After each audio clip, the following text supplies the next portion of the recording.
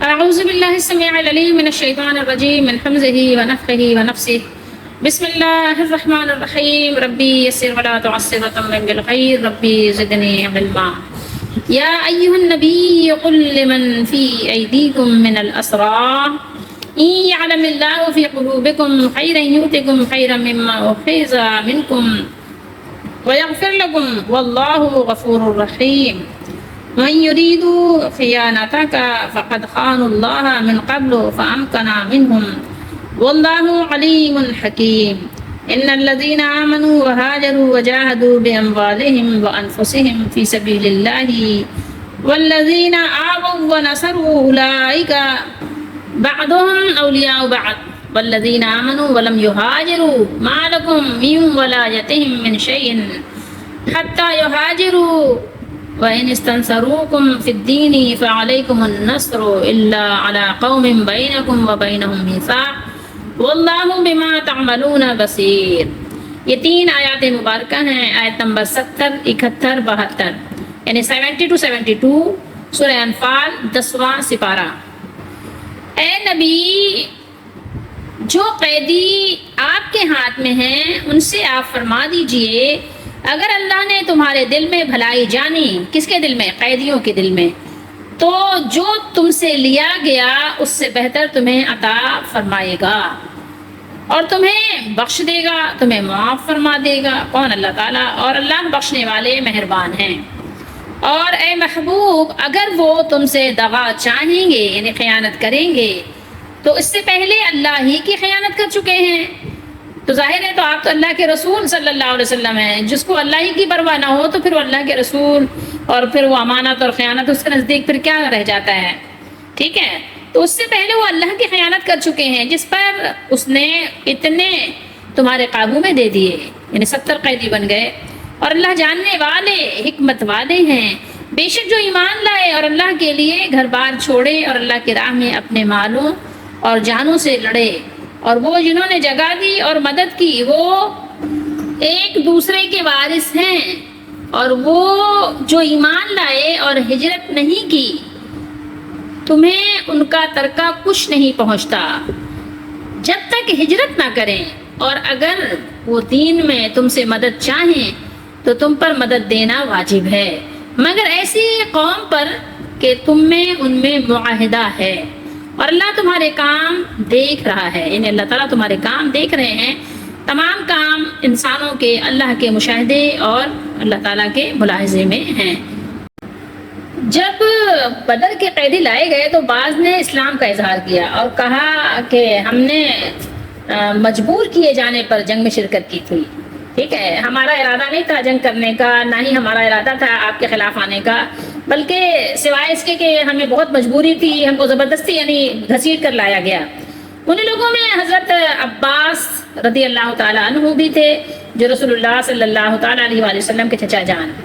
تو اس پر یہ آیت مبارکہ نازل ہوئی اور ان کو فدیے، جو فدیے یعنی جس کو جزیہ کہیں، فدیہ کہیں، تاوان کہیں، جو بھی آپ نام دیں، تو ان کو فدیے کی معافی نہیں دی گئی کہ نہیں آپ فدیہ نہ دیں، آپ کو فدیہ آپ کو بھی دینا پڑے گا. تو معافی نہیں دی گئی بلکہ دل سے مسلمان ہونے کی صورت میں لیے گئے فدیے سے بہتر عطا اور مغفرت کا وعدہ کیا گیا. ٹھیک ہے، کہ جو آپ سے فدیہ لیا گیا ہے اللہ تعالیٰ آپ کو خیر، ٹھیک ہے، یہ دیکھیں یہاں پر کیا ہے صیغہ خیر، اللہ تعالیٰ اس سے زیادہ خیر عطا کرے گا، عطا فرمائیں گے اللہ تعالیٰ کہ یعنی جو آپ سے لیا گیا ہے. ٹھیک ہے، اور اس کے علاوہ یہ ہے کہ اللہ تعالیٰ آپ کو معافی بھی دیں گے. ٹھیک ہے، آپ کو معافی کر دیں گے. اور پھر اللہ تعالیٰ سے زیادہ غفور الرحیم کون ہے؟ وہ غفور بھی ہے اور رحیم بھی ہے. تو یہاں پر یہ بات بتائی گئی. ٹھیک ہے، کہ اللہ تعالیٰ نے آپ سے معافی کا بھی وعدہ کر لیا ہے اور آپ کو بہترین سے بہترین دینے کا بھی وعدہ فرما دیا ہے. حضرت عباس رضی اللہ تعالیٰ کو فرماتے ہیں اللہ کی قسم، یہ مسند احمد کے حوالے سے میں آپ کو بتا رہی ہوں کہ فرماتے ہیں حضرت عباس رضی اللہ تعالیٰ عنہ رسول اللہ صلی اللہ علیہ وآلہ وسلم کے چچا جان کہ اللہ کی قسم یہ آیت میرے بارے میں اتری ہے. یعنی اس کا شان نزول یہ ہے کہ میں نے اس طرح کی بات کی تھی تو میرے ہی حوالے سے یہ آیت مبارکہ کا نزول ہوا ہے. جب میں نے رسول اللہ صلی اللہ علیہ وآلہ وسلم کو اپنے اسلام لانے کی خبر دی اور درخواست کی، التجا کی کہ مجھ سے جو 20 اوقیہ فدیہ لیا گیا ہے اس کے بدلے میں مجھے کچھ دیں، تو آپ صلی اللہ علیہ وسلم نے مجھے ان کے بدلے میں 20 غلام دیے جو سب میرے مال سے بہتر اور میرے لیے تجارت کر رہے ہیں۔ اس کے ساتھ میں اللہ جلالہ سے مغفرت کی بھی امید رکھتا ہوں، ٹھیک ہے۔ اور میں بہت سے حوالے آپ کو نہیں دوں گی، البتہ بخاری شریف کی حدیث دکھا دیں گے، اور یہ بھی بتا دیں گے کہ حضرت عباس رضی اللہ تعالیٰ عنہ نے اپنے بھتیجے عقیل کا فدیہ بھی اپنے پاس سے دیا تھا۔ بخاری شریف ہے، حدیث نمبر ہے 3049، ٹھیک ہے، 3049۔ تھوڑا سا حدیث کا متن سن لیجئے کہ رسول اللہ صلی اللہ علیہ وسلم کے پاس بحرین سے خراج آیا، ٹھیک ہے، مال آیا، تو حضرت عباس رضی اللہ تعالیٰ عنہ جو رسول اللہ صلی اللہ علیہ وسلم کے چچا ہیں خدمت نبوی صلی اللہ علیہ وسلم میں حاضر ہوئے اور عرض کیا، یا رسول اللہ صلی اللہ علیہ وسلم، اس مال سے یعنی جو آیا ہے مجھے بھی دیجیے، کیونکہ بدر کے موقع پر میں نے اپنا اور عقیل دونوں کا فدیہ ادا کیا تھا۔ آپ صلی اللہ علیہ وسلم نے فرمایا پھر آپ لے لیں، تو سو آپ نے انہیں ان کے کپڑے میں نقدی کو بندھوا دیا، یعنی جو مال آیا تھا وہ مال کا آپ باندھ لیجیے۔ یہ بخاری شریف ہے، اور یہ بھی بخاری شریف ہے، کتاب المغازی، حدیث نمبر ہے 4018۔ یہاں ہیں یہ بیان کرنے والے عقبہ بن شہاب نے بیان کیا، اور ان سے انس بن مالک نے، ٹھیک ہے، یہ مطلب میں نے آپ کو تھوڑا سا جو ہے راویوں کا نام بتایا۔ انصار کے چند لوگوں نے رسول اللہ صلی اللہ علیہ وسلم سے اجازت چاہی اور عرض کیا کہ آپ ہمیں اجازت عطا فرمائیں تو ہم اپنے بھانجے عباس رضی اللہ تعالیٰ عنہ کا فدیہ معاف کر دیں، لیکن آپ صلی اللہ علیہ وسلم نے کیا فرمایا؟ اللہ کی قسم ان کے فدیے سے 1 درہم بھی نہ چھوڑنا۔ حدیث کے الفاظ دیکھیں، واللہ لا تذرون منہ درہما، 1 درہم کے لیے بھی آپ نے فرمایا کہ ان سے نہیں چھوڑا جائے گا، یعنی جو اللہ تعالیٰ کا حکم ہے وہ حکم ہر ایک کے لیے ہے۔ قریش کے لوگوں نے رسول اللہ صلی اللہ علیہ وسلم کی خدمت میں اپنے اپنے قیدیوں کا فدیہ بھیجا، ہر قوم نے اپنے اپنے قیدی کا وہ فدیہ دیا جس سے مسلمان راضی ہو گئے۔ حضرت عباس رضی اللہ تعالیٰ عنہ نے فرمایا، اے اللہ کے رسول صلی اللہ علیہ وسلم، میں تو مسلمان تھا۔ رسول اللہ صلی اللہ تعالیٰ علیہ وآلہ وسلم نے ارشاد فرمایا، تمہارے اسلام کے بارے میں اللہ بہتر جانتے ہیں، اگر تم صحیح کہتے ہو تو اللہ تعالیٰ تمہیں اس کی جزا دیں گے، مگر بظاہر تو تم ہمارے مخالف گروہ کے ساتھ تھے، لہٰذا تم اپنے بھتیجوں نوفل بن حارث بن عبد المطلب اور عقیل بن ابو طالب بن عبد المطلب اور اپنے حلیف، یعنی ان سب کا کیا ہے کہ جن کا ان تعلق ہے سب کا فدیہ ادا کرو۔ حضرت عباس رضی اللہ تعالیٰ عنہ نے عرض کی، اے اللہ کے رسول صلی اللہ علیہ وسلم، میرے پاس تو فدیہ ادا کرنے کے لیے اس قدر مال نہیں ہے۔ تو آپ صلی اللہ علیہ وسلم نے فرمایا، وہ مال کہاں ہے جسے تم نے اور ام الفضل نے دفن کیا تھا؟ پہلے لوگ ظاہر ہے کہیں سفر پہ جاتے تھے نا تو مال کو کیا کرتے تھے؟ دفن کر دیتے تھے، یعنی ایک سیفٹی کے لیے اس کو ایک اچھی جگہ تلاش کر کے سیف کر دیتے تھے، زمین کے اندر زمین کھود کے دفن کر دیتے تھے۔ ایسے آپ نے دیکھا ہوگا کبھی کبھی زمین کے دفینے خزانے نکلتے ہیں نا، دفن کیا ہوا مال، تو ایسا ہوتا ہے کہ کبھی کسی نے کہیں دفن کیا اور وہ پھر مر گیا اور اس کے کسی کو پتہ نہیں، تو کبھی کبھی زمین سے اس طرح خزانے بھی نکلتے ہیں۔ تو انہوں نے بھی یہی کیا تھا، جب آنے لگے جنگ میں تو انہوں نے اس طرح کیا۔ تو آپ صلی اللہ علیہ وسلم بیوی یعنی ام الفضل جو تھی ان کی زوج تھی، ٹھیک ہے، حضرت عباس رضی اللہ تعالیٰ عنہ کی زوج تھی، آپ کے بیٹے کا نام فضل تھا تو ان کے حوالے سے ام الفضل کہلاتی ہیں۔ تو جب حضرت عباس رضی اللہ تعالیٰ عنہ جنگ بدر میں کافروں کے ساتھ یہاں آنے لگ گئے تو جو مال تھا دفن کیا اور اپنی یعنی زوج سے، اپنی بیگم سے کہا، تو آپ صلی اللہ علیہ وسلم نے سے فرمایا، اور تم نے ام الفضل سے کہا تھا کہ اگر اس سفر میں میرا کام تمام ہو گیا، یعنی میں انتقال کر گیا، تو یہ مال میرے بیٹوں فضل، عبداللہ اور قسم کے لیے ہوگا۔ عباس رضی اللہ تعالیٰ نے عرض کی، واللہ اے اللہ کے رسول، بے شک میں جانتا ہوں کہ آپ اللہ کے رسول ہیں، یہ ایک ایسی بات ہے جسے میرے اور ام الفضل کے سوا کوئی نہیں جانتا، یعنی بڑی رازداری اور بڑی خاموشی سے یہ کام ہوا تھا، کسی تیسرے کو خبر نہیں تھی اس کی، ٹھیک ہے۔ تو آپ صلی اللہ علیہ وسلم کو خبر ہوئی، یقیناً آپ کو خبر دینے والا کون ہو سکتا ہے؟ اللہ ہی ہے۔ تو انہوں نے کہا کہ یہ ایک ایسی بات ہے جسے میرے اور ام الفضل کے سوا اور کوئی نہیں جانتا، اے اللہ کے رسول، آپ نے مجھ سے 24 اوقیے چاندی حاصل کر لی ہے، اسے میرے فدیے میں شمار کر لیں۔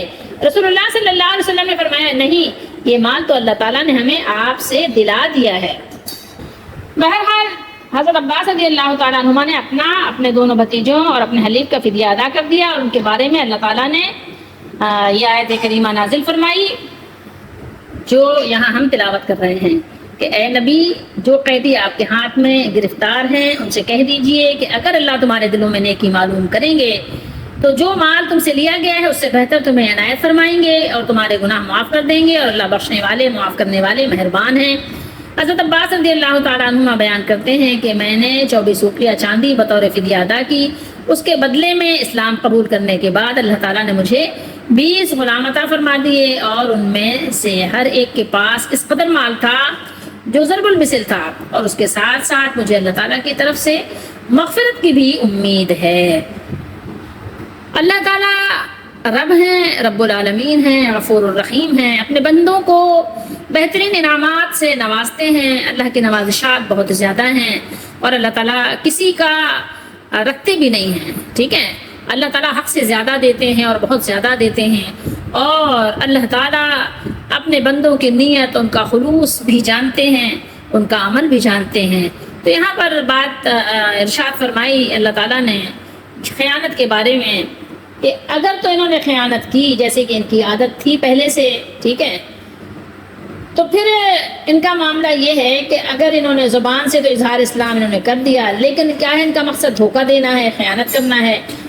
تو اس سے پہلے بھی انہوں نے خیانت کیا، کفر کیا، شرک کا ارتکاب کر کے کیا حاصل کیا ہے؟ یہی نا کہ آج یہ مسلمانوں کے ہاتھوں میں قیدی بنے ہوئے ہیں، ٹھیک ہے۔ اس لیے آئندہ بھی اگر وہ شرک کے راستے پر قائم رہے اور یہ دھوکہ دیتے رہے مسلمانوں کو، تو اس سے مزید ذلت و رسوائی کے سوا انہیں کچھ اور حاصل نہیں ہوگا۔ یہ بات ان کو جان لینا چاہیے۔ اور پھر یہ بات بھی ہے کہ اللہ تعالیٰ علیم ہے، جانتے ہیں ہر ایک کے عمل کو، اور حکیم ہے، کسی کو موقع دے رہے ہیں تو کوئی حکمت ہوگی۔ اور مزید یہ ہے یہاں اللہ تعالیٰ نے بیان کیا ان الذین آمنوا وہاجروا وجاہدوا، تو یہ صحابہ اولین مہاجرین کہلاتے ہیں جو فضیلت میں صحابہ میں اول نمبر پر ہیں، اور دوسرے نمبر پہ کیا ہیں؟ یہ جو انصار ہیں، ٹھیک ہے، یہ انصار کہلاتے ہیں جنہوں نے مدد کی، ساتھ دیا، یہ بھی فضیلت میں دوسرے نمبر پر ہیں، لیکن بہرحال دونوں ہی افضل ترین جماعت ہیں، اور یہ مقربین ہیں، یہ خاص الخاص لوگ ہیں، اور وہ جنہوں نے جگہ دی اور مدد کی وہ ایک دوسرے کے اولیاء ہیں، ٹھیک ہے۔ اور یہاں آگے مزید بھی باتیں ہیں، اس کو ذرا آپ سمجھ لیجئے۔ آیت نمبر 72 تک ہم نے تلاوت کیا ہے نا، تو یہاں پر آپ دیکھیں کہ اس آیت میں ملت اسلامیہ کے مختلف گروہوں کا ان کی اپنی الگ نوعیت کے لحاظ سے ذکر کیا گیا ہے۔ ہر ایک کی اپنی نوع ہوتی ہے نا، ہر ایک کی اپنی قسم ہوتی ہے، اور ساتھ ہی ان کے باہمی دینی سیاسی تعلقات اور حقوق اور فرائض کی نوعیت بیان کی گئی ہے۔ اس لحاظ سے یہ آیت اسلام کی عادلانہ خارجہ پالیسی کا ستون قرار دی گئی ہے۔ اس وقت اسلامی معاشرہ مختلف عناصر پر مشتمل تھا۔ نمبر 1 مہاجرین، نمبر 2 انصار، نمبر 3 وہ لوگ جو اسلام تو قبول کر چکے تھے لیکن دار کفر میں رہائش پذیر تھے، اور رہائش پذیر رہنے میں رہائش پر رضامند بھی تھے۔ ان کی بھی 2 قسمیں تھیں، ایک تو وہ مسلمان جو ایسی کافر حکومت کی رعایا ہوں جس کے درمیان اور حکومت اسلامیہ کے درمیان دوستی اور صلح کا کوئی معاہدہ نہ ہو، اور نمبر 2 وہ مسلمان جو ایسی کافر حکومت کی رعایا ہوں جس کا اسلامی حکومت کے ساتھ دوستی کا معاہدہ ہو چکا ہو۔ اب ان مختلف عناصر کے درمیان تعلقات کی نوعیت کیا ہوگی، اس کا بھی تفصیلاً ذکر کر دیا کہ مہاجرین اور انصار میں تو کامل موالات ہوگی، ایک دوسرے کی ہر طرح اعانت اور ہر خطرے سے ایک دوسرے کی حفاظت لازمی ہوگی، ٹھیک ہے۔ اولئکا فرمایا کہ اللہ تعالیٰ نے اولئکا بعضهم اولیاء بعض، لیکن وہ مسلمان جو کافر حکومت کی رعایا ہیں ان کے درمیان اور دارالاسلام کے اہل اسلام کے درمیان اسلامی اور دینی اخوت تو ہوگی لیکن سیاسی بھائی چارہ نہیں ہوگا، ان کی حفاظت اور اعانت مدد کوئی ذمہ داری خلیفہ وقت پر نہیں ہوگی، کیونکہ انہوں نے دار حرب کو اپنا وطن بنا کر یہ حق بخوشی ضائع کر دیا ہے، ٹھیک ہے۔ مالکم من ولایتہم، ٹھیک ہے، یہ صیغہ اس کو ذرا سمجھ لیجئے۔ خلیفہ وقت امیر کی اس پر کوئی ذمہ داری نہیں ہے، یہاں یہ بات بتا دی گئی لیکن اگر دینی لحاظ سے انہیں کوئی تکلیف پہنچے، مثلاً انہیں ترک اسلام پر یا شعائر اسلام کی توہین پر مجبور کیا جائے، تو پھر اگر اس کافر حکومت کا اسلامی حکومت سے کوئی معاہدہ نہیں، تو اس مسلمانوں کا فرض ہے کہ اپنے مظلوم بھائیوں کی امداد کریں۔ وَإِنِ اسْتَنْصَرُوكُمْ فِي الدِّينِ، یہاں پر بات آ گئی نا، لیکن آگے بھی بات ہے، لیکن کیا ہے؟ اگر اس کافر حکومت سے دوستی کا معاہدہ ہو چکا ہے تو پھر اس معاہدے کا احترام ضروری ہے، لیکن مسلمان قیدی یا کمزور اور ضعیف لوگ جو دار کفر میں مجبوراً اقامت گزی ہیں، مجبوراً رہ رہے ہیں، مجبوراً اقامت پذیر ہیں، ان کی رہائی بالاتفاق تمام اہل اسلام پر فرض ہے۔ بات سمجھیے، ٹھیک ہے؟ اگر مسلمان دار کفر میں غلامی کی زندگی بسر کر رہے ہوں، کمزور اور ضعیف ہوں، اپنا بچاؤ کرنے سے عاجز ہوں، تو پھر موالات باقی رہے گی، ٹھیک ہے؟ ولایتہم، موالات باقی رہے گی، اور جب تک ہم میں سے ایک آنکھ بھی جھپک رہی ہو، ان کی اعانت کا کیا مطلب ہوتا ہے؟ مدد، ٹھیک ہے؟ ان کی مدد کرنا، ان کا ساتھ دینا، ان کی نصرت ہم پر فرض ہوگی۔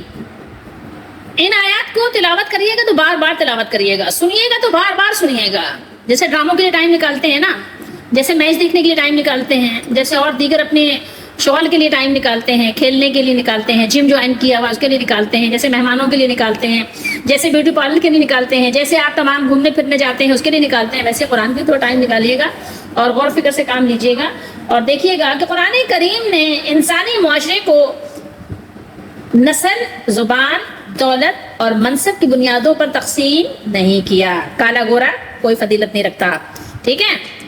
یہاں معاشرے کی تقسیم کا دار و مدار ایمان اور کفر پر ہے۔ مومنین، ایمان والے، بلا امتیاز، بلا کسی تفریق، نسل، زبان، ملک، کوئی کہیں کا بھی ہو، کوئی گورا ہو، کالا ہو، کوئی مالدار ہو، غریب ہو، کوئی جھوپڑی کا ہو، کوئی محل کا ہو، کوئی بادشاہ ہو، کوئی رعایا ہو، ٹھیک ہے؟ کوئی دولت مند ہو، کوئی فقیر ہو، کوئی بھی ہو، کسی بھی طبقے سے تعلق رکھے، کسی بھی ملک، کسی بھی زمین، کسی بھی شہر میں آباد ہو، سب کیا ہیں؟ سب ایک ہی قبیل سے تعلق رکھتے ہیں، ایک ہی طبقہ ہے، سب کا کیا ہے؟ ایک ہی طبقہ ہے۔ جو مسلمان مومن ہیں سب ایک ہیں، اور کفار اسی طرح ایک الگ طبقہ ہے، ٹھیک ہے؟ آپ جان سکتے ہیں کہ کفار کا ایک الگ طبقہ ہے۔ یہی انسانی معاشرہ کی صحیح تقسیم ہے، جس کو اگر آپ سمجھنا چاہیں تو عقل بھی سمجھ جاتی ہے، جسے عقل سلیم تسلیم کرتی ہے۔ اسی حقیقت کو یہاں وضاحت سے بیان فرما دیا گیا ہے۔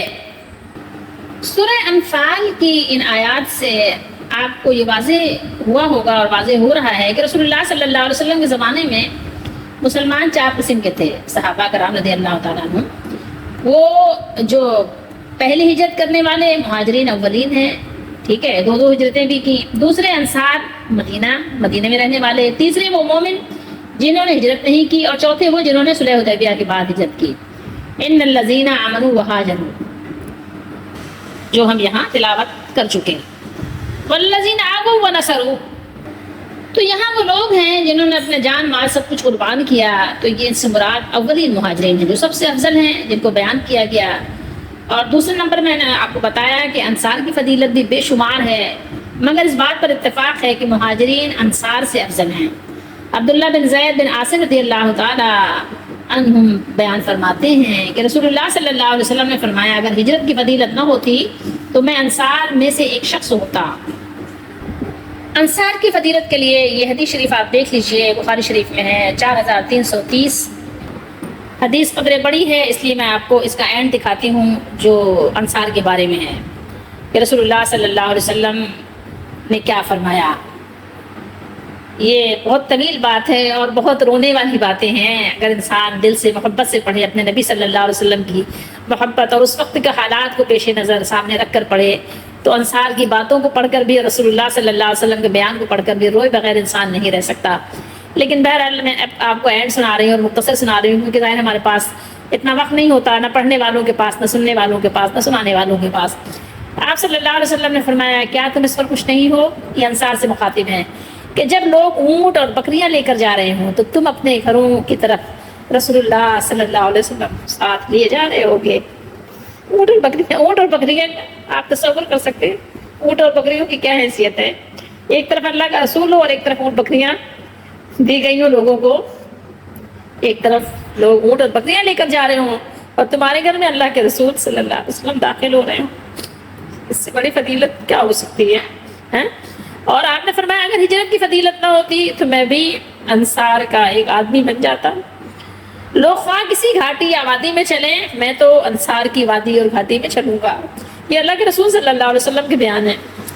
انصار اس کپڑے کی طرح ہیں، یعنی استر جو ہمیشہ جسم سے لگا رہتا ہے نا، ایک آپ لگاتے ہیں نا لائننگ جس کو کہتے ہیں، استر لگتا ہے نا کپڑے کے اندر، باریک کپڑا ہو تو استر لگا دیتے ہیں، یا کوئی چبھنے والا کپڑا ہو تو استر لگا دیتے ہیں، تو استر تو جسم سے چپکا رہتا ہے نا، اوپر والا کپڑا تو اڑتا اڑتا بھی رہتا ہے۔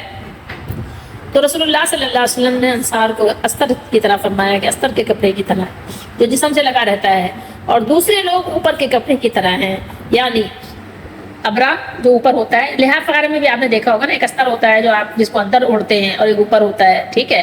تم لوگوں نے انصار دیکھو گے کہ میرے بعد تم پر دوسروں کو ترجیح دی جائے گی۔ بس بات جو سنانی تھی میں نے آپ کو سنا دی انصار کی فضیلت پر۔ کتنے خوش نصیب ہیں وہ انصار صحابہ کرام رضی اللہ تعالیٰ عنہم جنہوں نے رسول اللہ صلی اللہ علیہ وسلم کو دیکھا، ایمان لائے، ساتھ دیا، ہر وقت حاضر خدمت رہے۔ بہت ہی بڑے لوگ ہیں اور ان کی بڑی باتیں ہیں، رسول اللہ صلی اللہ علیہ وسلم ان سے کیسی محبت بھری باتیں فرما رہے ہیں، اور بڑی فضیلت ہے انصار کی، ان کی فضیلت کا کیا کہنا، قرآن میں اللہ تعالیٰ نے ان کا ذکر فرمایا، رسول اللہ صلی اللہ علیہ وسلم کی زبان مبارک سے ان کی تعریف بیان فرمائی۔ اب اس سے زیادہ اور آپ کیا چاہتے ہیں؟ بہرحال آگے مزید اولئک بعضهم اولیاء بعض، یہاں پر اللہ تعالیٰ نے بیان کیا کہ اولیاء سے مراد دوست، حمایتی، مددگار بھی ہو سکتے ہیں اور ایک دوسرے کے وارث بھی، ٹھیک ہے؟ جو یہاں ترجمہ وارث ہے، ٹھیک ہے؟ ایک دوسرے کے وارث بھی ہوتے تھے، ٹھیک ہے؟ یہاں تک کہ میراث کی آیت وَأُولُو الْأَرْحَامِ بَعْضُهُمْ أَوْلَىٰ بِبَعْضٍ فِي کتاب اللہ، ٹھیک ہے؟ نازل ہوئی تو یہ طریقہ کیا ہوا؟ منسوخ ہو گیا کہ اب وارث نہیں ہے، ورنہ تو آپ کو پتہ ہے نا جب رسول اللہ صلی اللہ علیہ وسلم بھائی چارہ قائم کیا تھا تو ایک انصار صحابی دوسرے انصار سے کہتے تھے کہ میری 2 بیویاں ہیں، آپ ایک لے لو، ٹھیک ہے؟ میں طلاق دے دیتا ہوں، آپ نکاح کر لو، تو ہر چیز آدھی آدھی بانٹتی تھی، تو اس طرح سے آپ یہ سمجھ لیجیے بات کو، ٹھیک ہے؟ اچھا اس کے بعد ہے والذین آمنوا ولم یہاجروا، یہ اس عہد کے مسلمانوں کی تیسری قسم ہے، دارالاسلام قائم ہونے کے باوجود اس کی طرف ہجرت نہ کرنے اور کفار کی غلامی میں رہنے پر قناعت کا مطلب یہ ہے کہ ان کا ایمان کچا ہے، کمزور ہے، یہ لوگ فی سبیل اللہ میں حصہ لے ہی نہیں سکتے، اس لیے ان کے ساتھ پہلے 2 فریقوں جیسی دوستی اور حمایت کسی طرح بھی نہیں ہو سکتی جب تک ہجرت نہ کریں، ٹھیک ہے؟ اور یہاں جو بات ہے کہ مثلاً کافر ان پر ظلم کر رہے ہوں اور تم سے وہ مدد طلب کر رہے ہوں تو تم پر لازم ہے کہ ظالموں کے پنجے سے ان کو چھڑاؤ، یہ تم پر لازم اور فرض ہے، ٹھیک ہے؟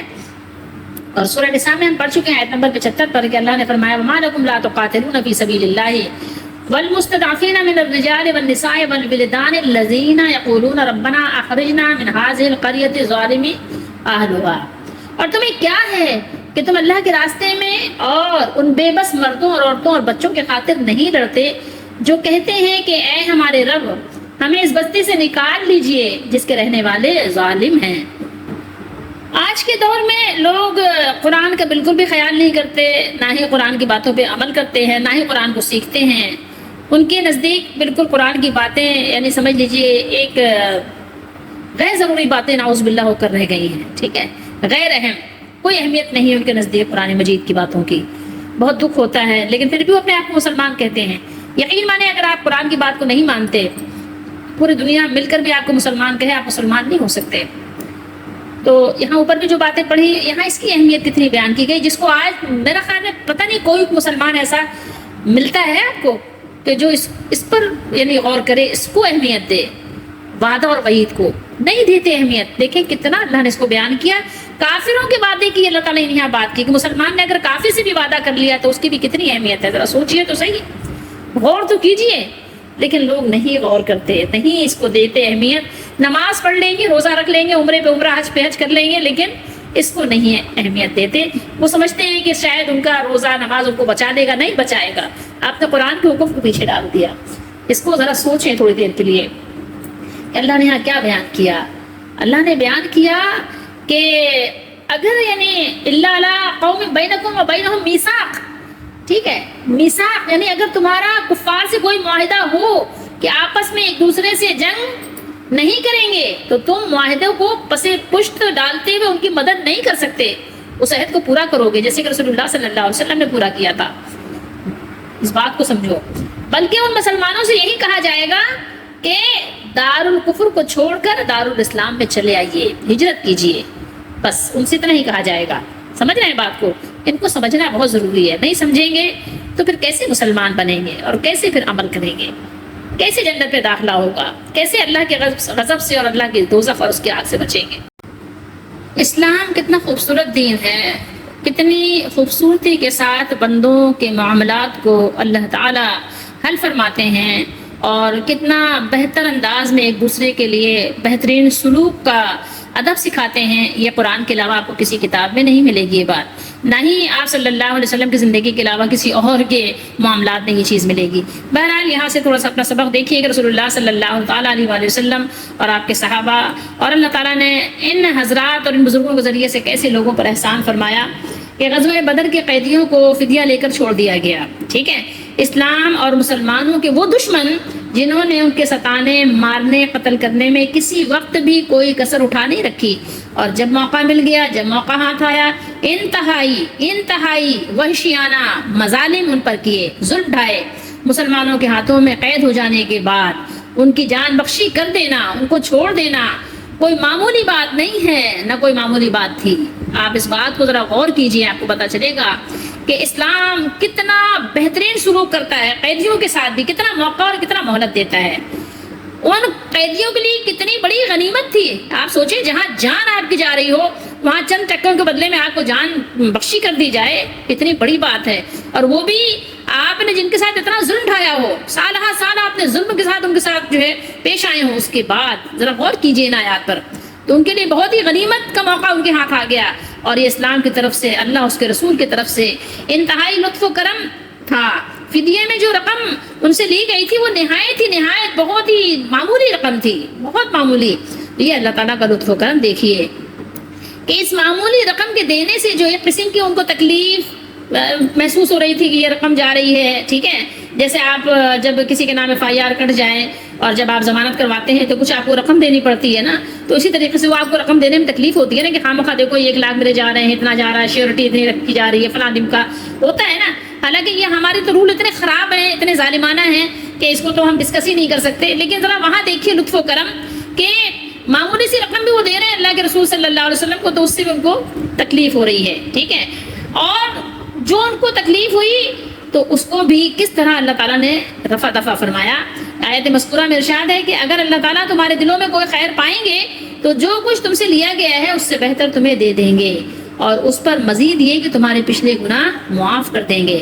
خیر سے مراد ایمان اور اخلاص ہے، ٹھیک ہے۔ مراد یہ ہے کہ آزاد ہونے کے بعد ان قیدیوں میں جو لوگ ایمان اور اسلام اور اخلاص کے ساتھ یعنی کیا ہے دین کو اختیار کر لیں گے تو جو کچھ فدیے میں دیا ہے اس سے زیادہ اور بہتر ان کو مل جائے گا۔ قیدیوں کو آزاد خود مختار کر دینے کے ساتھ اس طرح دعوت دی گئی کہ وہ آزادی کے ساتھ اپنے نفع اور نقصان پر غور کریں۔ واقعات شاہد ہیں کہ ان لوگوں میں سے جو مسلمان ہو گئے اللہ تعالیٰ نے ان کی مغفرت اور جنت کے درجات عالیہ کے علاوہ دنیا میں بھی ان کو اتنا مال و دولت دے دیا جو ان کے فدیے سے بہت زیادہ بہترین اور بہتر تھا۔ پھر یہ بات بھی تھی کہ غزوہ بدر کے قیدیوں میں کچھ لوگ جو ہے اللہ تعالیٰ نے ان کو توفیق دی کہ وہ مسلمان ہو گئے تھے، مگر ان کے بارے میں ایک کھٹک سی تھی، ایک شبہ تھا لوگوں کے دلوں میں کہ شاید یہ لوگ مکہ پہنچ کر پھر اسلام سے پھر جائیں، یعنی پھر دوبارہ سے یہ دھوکہ دینے کے لیے مسلمان ہوئے، دوبارہ سے کافر ہو جائیں اور پھر ہمیں کوئی نقصان پہنچائیں۔ تو اللہ تعالیٰ نے اس کے بعد والی آیت میں اس خطرے کو اس طرح دور فرما دیا، ان یریدوا خیانتک فقد خان اللہ من قبل فامکن منہم واللہ علیم حکیم۔ ٹھیک ہے، یہاں پر یہ بات بھی اللہ تعالیٰ نے سمجھا دی کہ یعنی اگر یہ لوگ آپ کے سامنے آپ کے ساتھ خیانت ہی کا ارادہ کر لیں تو اس سے آپ کو کوئی نقصان نہیں پہنچے گا۔ تو یہ تو وہی لوگ ہیں جو اس سے پہلے اللہ تعالیٰ کے ساتھ خیانت کر چکے ہیں، ٹھیک ہے۔ ان کا جو میثاق تھا، میثاق ازل میں جو اللہ تعالیٰ کے رب العالمین ہونے کا اقرار کیا تھا، اس کے علاوہ بھی اور بہت سارے ان کے وعدے وعید و معاہدے ہوتے رہتے تھے، تو اس کی مخالفت کرنے لگے تھے، لیکن ان کی یہ خیانت خود انہیں نقصان پہنچائے گی اور خود انہی کے لیے نقصان دہ ثابت ہوئی کہ انجام کار کیا ہوا، ذلیل و خوار ہوئے، گرفتار ہوئے۔ اور اللہ تعالیٰ تو دلوں کے رازوں کو جاننے والے اور بڑی حکمت والے ہیں۔ اگر یہ لوگ اب بھی آپ کی مخالفت کرنے لگیں گے تو اللہ تعالیٰ کے قبضے سے باہر کہاں چلے جائیں گے، وہ پھر ان کو اسی طرح پکڑ لیں گے۔ پچھلی آیت میں آزاد ہونے والے قیدیوں کو اسلام کی طرف دعوت ترغیبی انداز میں دی گئی تھی۔ اس آیت میں ترغیب کے ذریعے ان کو آگاہ کر دیا۔ ایک ہوتی ترغیب، کسی کو رغبت دلانا، ایک ترغیب ہوتی ہے نا جس کو ڈرانا، ٹھیک ہے۔ تمہاری دنیا اور آخرت کی بھلائی اسلام و ایمان میں منحصر ہے۔ یہ تم کو اگر معلوم ہے تو اچھی بات ہے، نہیں معلوم ہے تو پھر معلوم کرو، ٹھیک ہے۔ تمہیں ضرورت ہے اس بات کی کہ تم معلوم کرو کہ کون ہے تمہارا مالک، کون ہے جس نے تم کو پیدا کیا، کون ہے جو موت دیتا ہے، کون ہے جو دنیا میں جس نے تم کو بھیجا ہے، تو وہ وہی تم کو اٹھائے گا قیامت کے دن، اسی کے سامنے تم پھر ایک دن پیش ہونے والے ہو۔ تو تم معلومات کرو اور اپنے فائدے کا کام کرو۔ ولی، ولایت، ولایا، یہ سب آپ جانتے ہیں اس کا معنی کیا ہوتا ہے، دوستی، گہرے تعلقات، ٹھیک ہے، ایک دوسرے سے گہرے تعلق رکھنا، ٹھیک ہے، تعلق کے ہی معنی میں یہ استعمال ہوتے ہیں۔ بخاری شریف ہے، حدیث نمبر ہے 2292 اور اس کے راوی ہیں حضرت عبداللہ بن عباس رضی اللہ تعالیٰ عنہما۔ بیان کرتے ہیں کہ یہ قصہ، مہاجرین جب مدینہ تشریف لائے تو مہاجر انصار کا ترکہ پاتے تھے۔ مہاجر کس کا ترکہ پاتے تھے؟ انصار کا۔ اور انصاری کے ناطہ داروں کو کچھ نہ ملتا، ٹھیک ہے، یعنی جو اپنے رشتے ہوتے ان کو نہ ملتا، مہاجرین کو ملتا۔ اس اپنے بھائی چارے کی وجہ سے جو نبی کریم صلی اللہ علیہ وسلم نے قائم کیا تھا، پھر جب آیت نازل ہوئی کون سی ہے، وَلِكُلٍّ جَعَلْنَا مَوَالِيَ، تو پہلی آیت وَالَّذِينَ عَقَدَتْ أَيْمَانُكُمْ منسوخ ہو گئی، ٹھیک ہے، سوائے اس کے کہ امداد ہے، تعاون ہے، خیر خواہی ہے۔ البتہ میراث کا حکم جو انصار و مہاجرین کے درمیان مواخات کی وجہ سے تھا وہ منسوخ ہو گیا۔ اور وصیت جتنی چاہے کی جا سکتی ہے، جیسی اور شخصوں کے لیے بھی ہو سکتی ہے، تہائی ترکے میں سے وصیت کی جا سکتی ہے جس کا نفاذ کیا جائے گا، ٹھیک ہے، جس کو نافذ کیا جائے گا، نفاذ یعنی وصیت کا بھی حق کتنا دیا اسلام نے؟ 1/3، ٹھیک ہے، 33%، بس اس سے زیادہ آپ وصیت نہیں کر سکتے۔ اگر اس سے زیادہ کسی نے وصیت کی ہے اس کو نافذ نہیں کیا جائے گا، سمجھ گئے؟ اور وصیت کس کے لیے کر سکتے ہیں؟ جو وارث نہیں ہے، غیر وارث کے لیے۔ وارث کے لیے وصیت نہیں ہوگی، وارث کو آپ زندگی میں گفٹ، تحفہ دے سکتے ہیں۔ تو یہاں ان لوگوں کو بھی سبق دیا گیا، سکھایا گیا کہ دیکھو وہ لوگ جو ایمان لائے اور ہجرت نہیں کی، ایمان تو لے آئے لیکن اپنا گھر بار، اپنا در، دکان، کاروبار نہیں چھوڑا، ٹھیک ہے، تو ان کے لیے بتایا گیا یہاں پر کہ جو لوگ ایمان تو لے آئے لیکن ہجرت نہیں کی تو تم کو ان کی رفاقت سے کچھ سروکار نہیں ہے، کوئی ولایت نہیں ہے، ٹھیک ہے، کوئی دوستی نہیں ہے، کوئی تعلق نہیں ہے، سمجھ رہے بات کو؟ یہاں پر اسی کے ساتھ ہم رسول اللہ صلی اللہ علیہ وسلم کی ایک سنت بتانے کے لیے مسند احمد اور مسلم شریف کی حدیث شریف آپ کو سنائیں گے کہ رسول اللہ صلی اللہ تعالیٰ علیہ وآلہ وسلم جب کوئی سریہ روانہ کرتے، ٹھیک ہے، جب کسی لشکر کا کسی کو امیر بنا کر روانہ کرتے تو اسے یہ وصیت فرماتے کہ خود اللہ تعالیٰ کے تقوی کو اختیار کرو اور اپنے ہمراہ مسلمانوں سے خیر و بھلائی کا سلوک کرو۔ اور آپ صلی اللہ علیہ وسلم نے فرمایا کہ اللہ کے رستے میں اللہ کے نام سے فی سبیل اللہ نکلو، ٹھیک ہے، جو اللہ کے ساتھ کفر کرے اس سے لڑائی کرو، اور جب اپنے دشمن مشرکوں سے ملو تو انہیں دعوت دو کہ وہ 3 باتوں میں سے ایک کو قبول کر لیں، اور ان میں سے وہ جس بات کو بھی قبول کر لیں تم اسے تسلیم کر لو اور ان سے جنگ کرنے سے رک جاؤ، ٹھیک ہے۔ دیکھو اسلام کتنا پیسفل یعنی امن پسند دین ہے، ٹھیک ہے۔ سب سے پہلی بات کیا ہے، انہیں اسلام کی دعوت دو، اگر اسے قبول کر لیں تو اسے تسلیم کر لو کہ ٹھیک ہے اب تم ہمارے بھائی ہو۔ پھر انہیں دعوت دو کہ وہ اپنے گھروں سے ہجرت کر کے مہاجرین کے گھر آ جائیں تاکہ آرام سے مسلمانوں کی قوت کو بھی بڑھائیں اور اپنے دین پر قائم دائم رہیں اور جو ہے مسلمانوں کی مدد کریں، ٹھیک ہے۔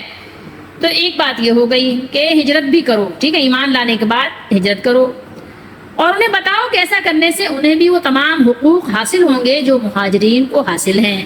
اگر وہ انکار کر دیں اور اپنے گھروں ہی میں رہنا پسند کریں تو انہیں بتاؤ کہ اس صورت میں ان کی حیثیت مسلمان اعراب کسی ہوگی، ٹھیک ہے، ان پر بھی اللہ کا وہ حکم نافذ ہوگا جو مومنوں پر نافذ ہے۔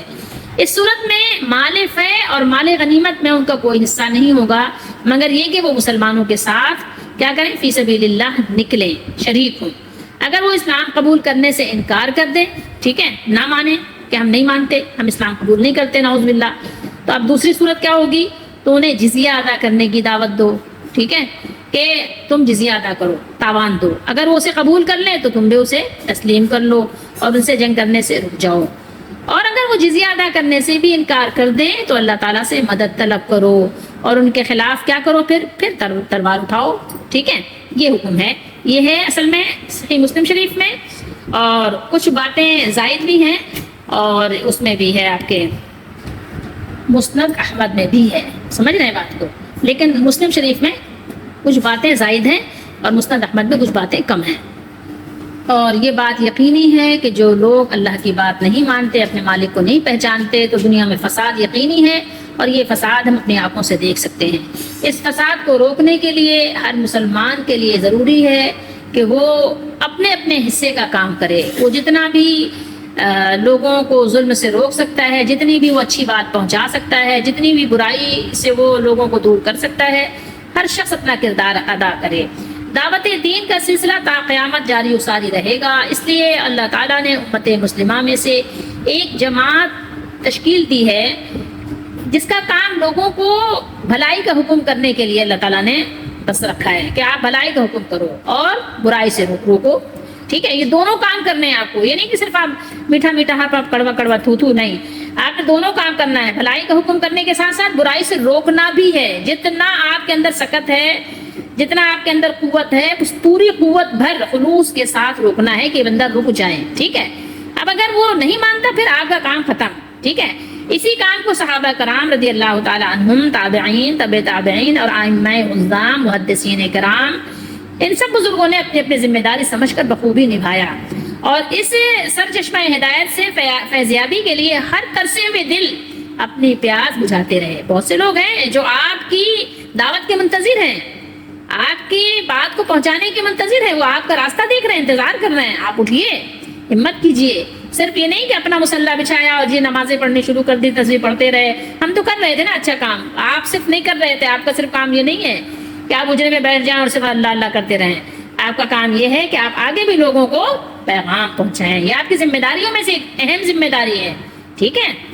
تو بہت ہی خوش نصیب ہیں وہ لوگ جنہیں اللہ اپنے دین کی تبلیغ کے لیے چن لیتے ہیں، انہیں درد مند دل عطا فرماتے ہیں، پھر انہیں خالص کر دیتے ہیں تاکہ اس پاکیزہ اور مصفہ دل سے پرتاثیر دعوت لوگوں کے دلوں میں اتر سکے، ٹھیک ہے۔ تو آپ کا اور ہمارا کام یہ ہے، اللہ تعالیٰ ہم سب کو توفیق دے، یہ کام کرنا ہے، اس کام کے لیے اپنے آپ کو وقت دینا ہے، وقت نکالنا ہے، اپنا تن بن دھن لگانا ہے، تاکہ کل اللہ کی بارگاہ میں آپ کو شرمندہ نہ ہونا پڑے۔